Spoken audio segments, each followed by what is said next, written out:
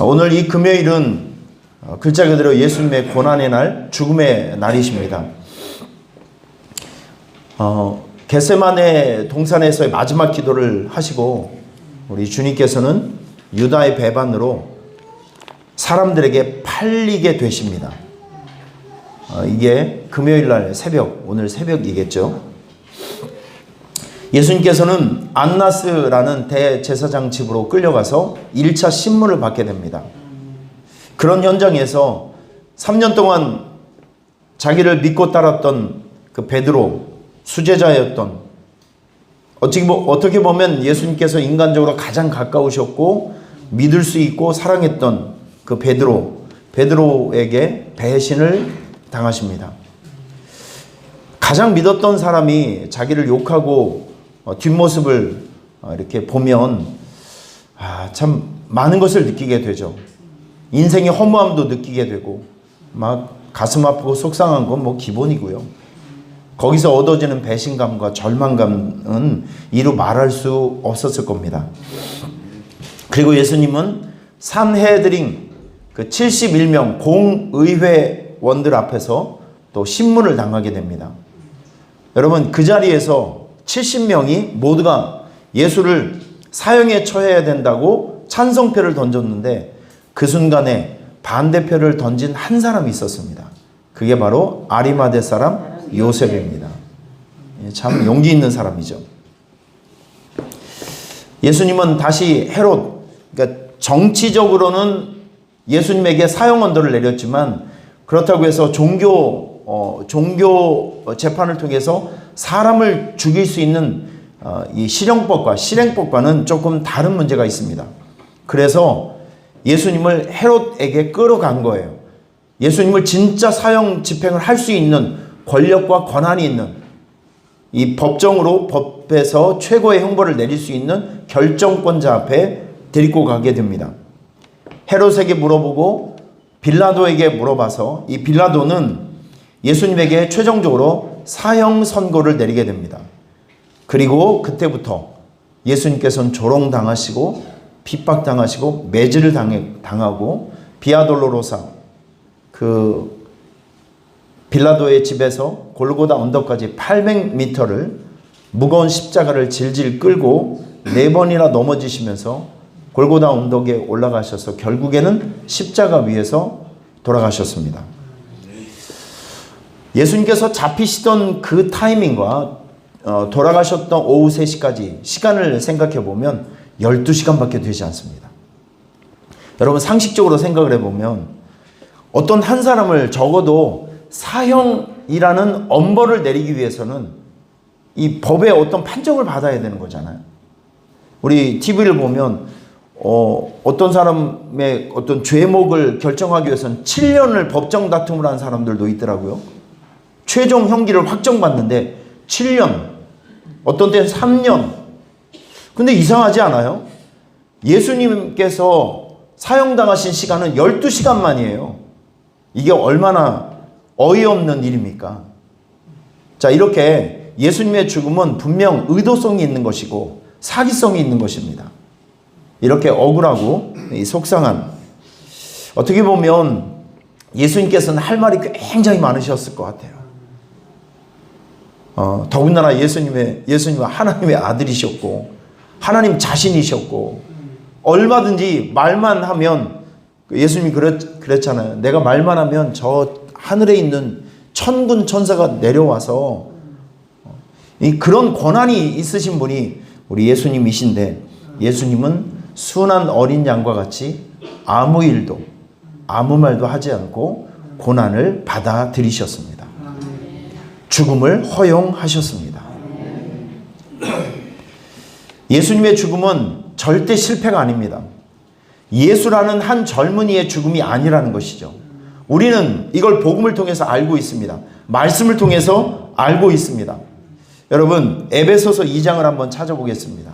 에베소서 2장. 이런 말씀은 여러분께서 마음에 꼭 담아두고 살아가셔야 돼요. 에베소서 2장입니다. 예수님의 죽음은 예수라는 한 청년의 실패한 죽음이 절대 아닙니다. 자, 예수님의 죽음. 에베소서 2장 16절에서 18절 말씀까지. 찾으시면 아멘. 우리 같이 읽어보겠습니다. 시작. 십자가로 이 둘을 한 몸으로 하나님과 화목하게 하려 하심이라. 원수된 것을 십자가로 소멸하시고 또 오셔서 먼 데 있는 너희에게 평안을 전하시고 가까운 데 있는 자들에게는 평안을 전하셨으니 이는 그로 말미암아 우리 둘이 한 성령 안에서 아버지께 나아감을 얻게 하려 하심이라. 아멘. 예수님의 죽음은 한 인간, 예수라는 한 청년의 실패한 죽음이 절대 아닙니다. 여기 에베소서 2장에 보면 16절에 보면 화목이라는 단어가 나옵니다. 화목. 예수님의 죽으심은 글자 그대로 화목 제물이었습니다. 하나님과 인간 사이에 뒤틀어진 이 관계를 예수님은 당신의 육체의 죽음으로 인해서 다시 원활한 관계로 만들어 주셨어요. 그리고 다시 소통할 수 있게 해주셨고 다시 우리가 교제할 수 있도록 결정적인 근거를 당신의 죽음을 통해서 만들어 주신 것입니다. 그러니까 예수님의 죽음은 한 인간의 실패한 죽음이 아니라 위대한 헌신이 된 것입니다. 위대한 헌신. 어제 제가 설교할 때 헌신이라는 단어를 이렇게 설명했습니다. 헌신은 마레라고. 그러니까 비어있는 공간을 나의 노력과 또 나의 사랑으로 나의 어떤 노력으로 비어있는 공간을 채워주는 것. 이게 바로 헌신이라고 제가 설명을 해드렸는데 예수님이야말로 그 예수님의 죽음은 진정한 헌신이셨습니다. 우리가 도저히 할 수 없는 부분을 예수님께서는 당신의 죽음으로 그 빈 공간을 채워주신 것이죠. 할렐루야. 그래서 우리는 예수님의 죽음 앞에 감사하셔야 됩니다. 정말 감사하셔야 됩니다. 그래서 우리가 감사의 마음으로 좀 피곤하고 힘들지만 이렇게 새벽기도 하시면서 우리의 고마운 마음과 감사의 마음을 새벽기도를 통해서 하나님 앞에 올려드리고 있는 거예요. 그래서 이번 새벽기도는 그런 의미가 있습니다. 자, 이제 오늘 누가복음 16장을 한번 보겠습니다. 누가복음 16장. 성경 말씀 누가복음 16장입니다.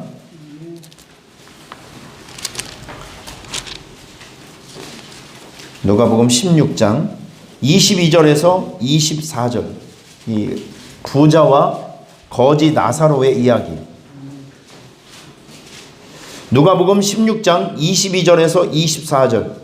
우리 같이 한번 읽어보도록 합니다. 시작. 이에 그 거지가 죽어 천사들에게 받들려 아브라함의 품에 들어가고 부자도 죽어 장사되매 그가 음부에서 고통 중에 눈을 들어 멀리 아브라함과 그의 품에 있는 나사로를 보고 불러 이르되 아버지 아브라함이여 나를 긍휼히 여기사 나사로를 보내어 그 손가락 끝에 물을 찍어 내 혀를 서늘하게 하소서. 내가 이 불꽃 가운데서 괴로워하나이다. 예수님께서 세상에 오신 목적은 누가 뭐래도 죄로 인해서 타락하고 변질된 사람들의 운명을 바꿔주시기 위해서 예수님은 오신 것입니다. 죄가 없었다고 하면 예수님은 세상에 오실 필요가 없는 분이에요. 그런데 아담의 범죄 이후로 사람들에게는 지옥에 갈 수밖에 없는 죄라는 운명이 생겨버리고 말았어요. 여러분, 이것이 우리가 예수님을 믿어야 될 근본적인 목적이 여기에 있습니다. 예수님에게는 세상 사람들이 없는 능력이 하나 있어요. 그 중에 하나가 무엇이냐면 죄를 소멸하게 해주시는 능력이 예수님에게만 있는 것입니다. 다른 것에는 이런 능력이 없어요. 다른 종교는 윤리를 가르치죠. 잘 살아야 된다, 깨끗하게 살아야 된다, 남을 도와줘야 된다, 착하게 살아가야 된다, 올바르게 살아가야 된다. 맞아요. 틀린 건 없습니다. 하지만 중요한 문제는 죄를 소멸해 줄 수 있는 능력이 없다는 거예요. 죄를 소멸해 줄 수 있는 능력은 오직 예수님의 대속의 죽음밖에 없습니다. 예수님의 보혈밖에 없습니다. 그래서 우리는 이 진리를 사수하는 것이 교회의 목적이고 이 진리를 알려주는 것이 성도들의 책임입니다. 할렐루야.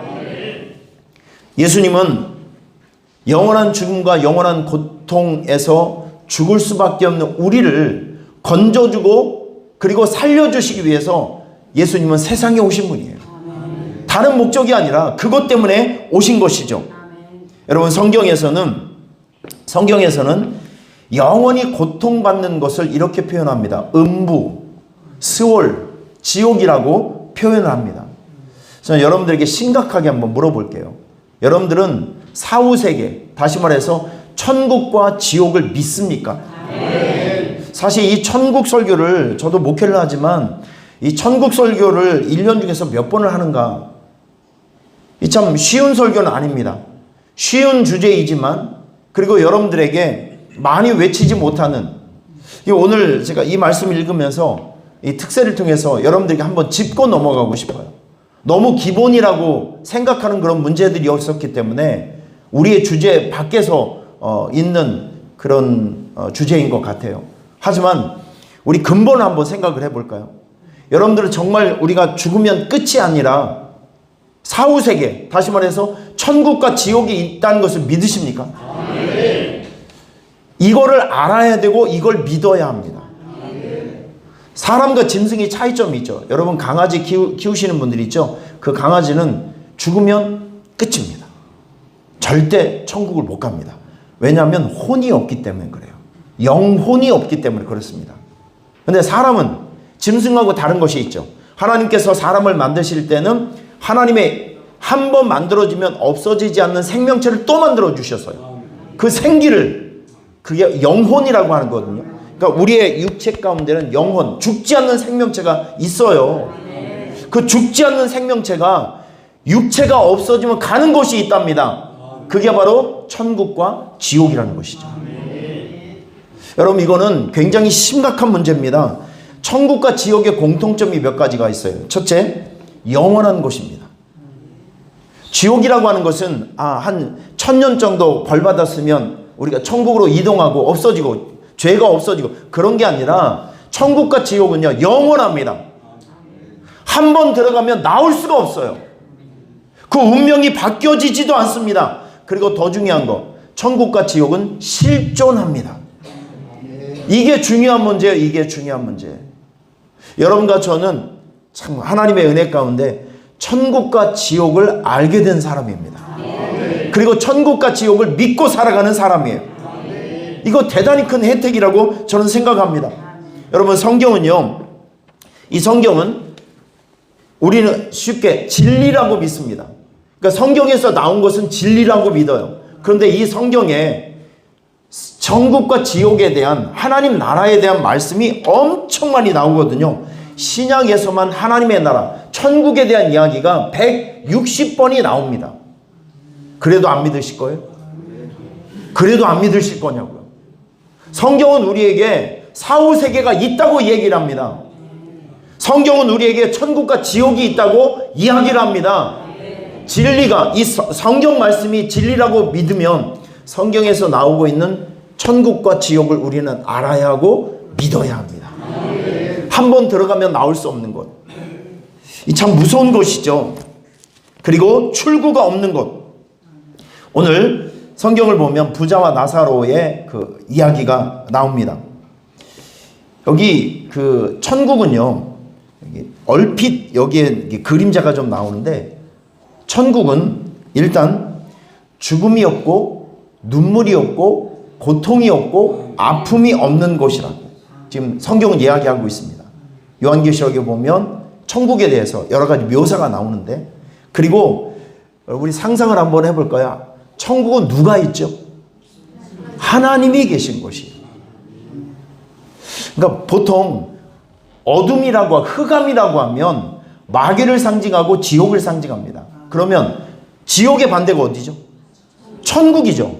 천국은 하나님이 계시는 곳이니까 거기는 영원히 꺼지지 않는 불이 있습니다. 밝음이 있어요. 목마르지 않는 생명수가 흐르고 있다라고 이야기를 합니다. 어둠이 없고요, 완벽한 평화가 있고 하나님과 함께 사는 곳이 바로 천국이랍니다. 할렐루야. 한번 생각만 한번 해보자고요. 지금 여기에 고통이 없고 근심이 없는 사람이 누가 있겠습니까? 걱정 없고 근심 없는 사람은, 무덤 속에 있는 사람은 그렇게 살아갈 수 있어요. 우리가 세포를 가지고, 의식을 가지고, 정신을 가지고 살아가면 늘 걱정과 염려와 아픔과 고통 속에 살아갈 수밖에 없어요. 여기가 천국이 아니에요. 천국은 하나님이 계신 곳, 고통과 눈물이 없는 곳, 영원한 행복, 완벽한 평화가 있는 곳, 그곳이 천국이라고 합니다. 여러분, 찬송가 606장을 한번 보실래요? 에이, 목사님 왜 아침부터 장례 찬송을 부르고 있어요? 아니에요. 이거 옛날에 부흥의 찬송을 불렀어요. 자, 여러분 606장 한번 보세요.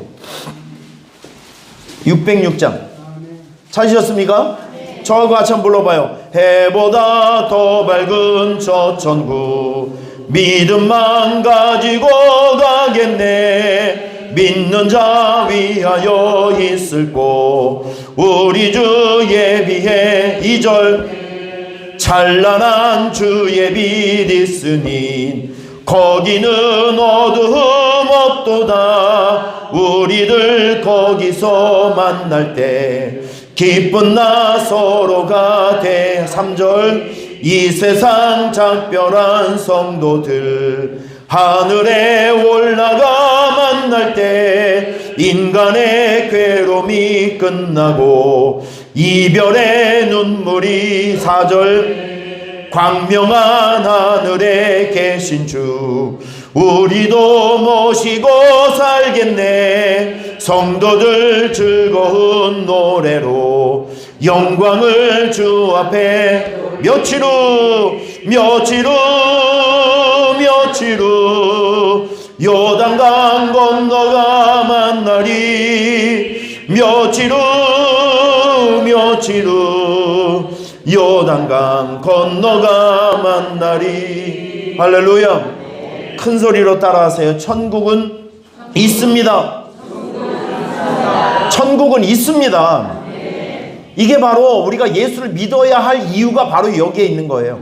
예수를 믿어야만, 구원의 표가 있어야만, 예수님을 믿음으로 우리의 죄가 없어져야만 하나님에 계신 그 나라를 유일하게 갈 수 있기 때문에 그렇습니다.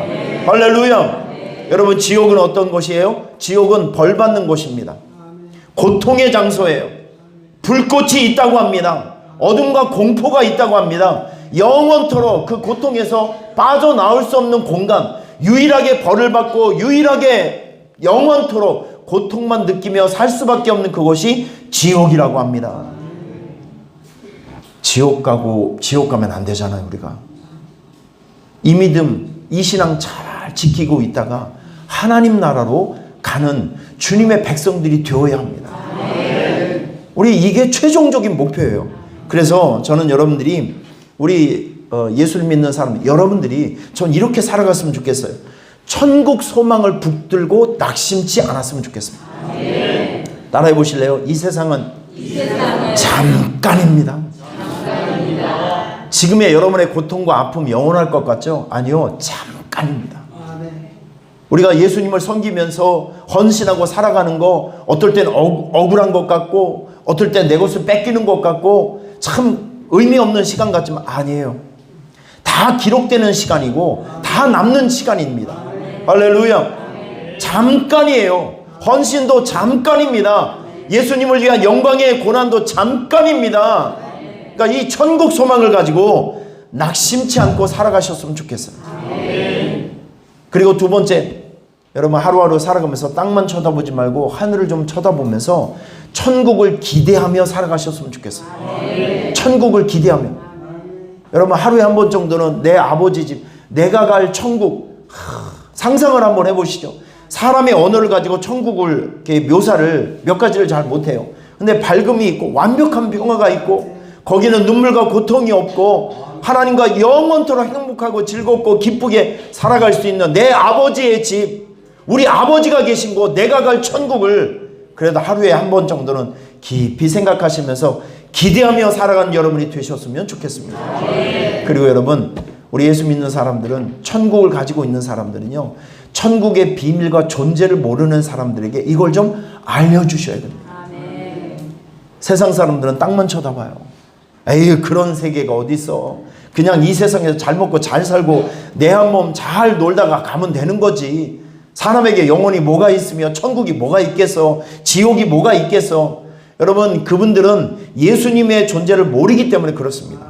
성경을 모르기 때문에 그렇습니다. 하나님을 모르기 때문에 그렇습니다. 하나님을 알면 그런 소리 못해요. 예수님을 만나게 되면 그런 소리 못하게 된다니까요. 이 진리를 몰라서, 천국과 지옥의 진리를 몰라서 지옥으로 뚝뚝 떨어져 가고 있는 사람들이 우리 가족이 될 수도 있고 여러분의 이웃이 될 수도 있고 일가와 친척이 될 수도 있단 말이죠. 오늘도 한번 살펴보시죠. 천국 복음을, 이 천국을 모르고 살아가는 사람들, 천국과 지옥을 모르고 살아가는 사람들이 내 주변에는 없는가 생각하시면서 모르고 있는 사람들에게 불타는 마음으로 그분들에게 천국과 지옥을 잘 알려주면서 그분들도 천국 백성이 될 수 있는 기회를 선물해 주시길 바랍니다. 할렐루야. 저는 오늘 이 설교를 통해서 여러분 마음속에 한 가지가 꼭 각인되었으면 좋겠습니다. 따라해 보실까요? 천국은 큰 소리로 누가 뭐래도 있습니다. 천국이 있어요, 없어요? 천국 있습니다. 반드시 있습니다. 우리가 부정해도 있습니다. 천국 소망을 가지고 오늘도 낙심치 말고 믿음의 행진을 하는 여러분이 되시기를 축원합니다. 우리 주요